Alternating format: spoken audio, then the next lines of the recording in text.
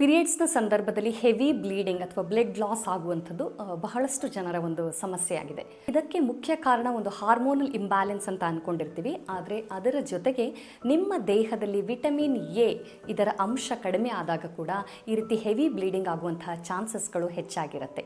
ಈ vitamin A ಅನ್ನುವಂಥದ್ದು ನಿಮ್ಮ ಯುಟ್ರಸ್ನ ಒಳಗೆ ಇರುವಂಥ ಒಂದು ಲೈನಿಂಗ್ ಸರಿಯಾಗಿ ಗ್ರೋ ಆಗಲಿಕ್ಕೆ ಹೆಲ್ಪ್ ಮಾಡುತ್ತೆ.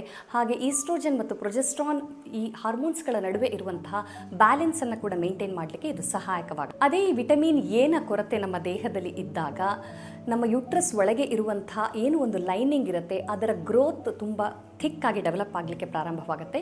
ಇದರಿಂದಾಗಿ ಅದು ತುಂಬ ಹೆವಿಯಾಗಿ ಬ್ರೇಕ್ಔಟ್ ಆಗ್ತಾ ಬರುತ್ತೆ. ಇದರಿಂದ ಪ್ರೊಫ್ಯೂಸ್ ಬ್ಲೀಡಿಂಗ್ ಕಾಣಿಸ್ಕೊಳ್ಳುವಂತಹ ಸಾಧ್ಯತೆ ಹೆಚ್ಚಾಗಿರುತ್ತೆ. ಇದನ್ನು ಸರಿಪಡಿಸ್ಕೊಳ್ಬೇಕು ಅಂದರೆ ನಾವು ವಿಟಮಿನ್ ಎ ಹೆಚ್ಚಾಗಿರುವಂತಹ ಆಹಾರ ಪದಾರ್ಥಗಳನ್ನು ಬಳಸಬೇಕಾಗತ್ತೆ. ಒಂದು dark coloured green leafy vegetables ಇರ್ಬೋದು, ಹಣ್ಣು ತರಕಾರಿಗಳ ಸೇವನೆ ತುಂಬ ಇಂಪಾರ್ಟೆಂಟು.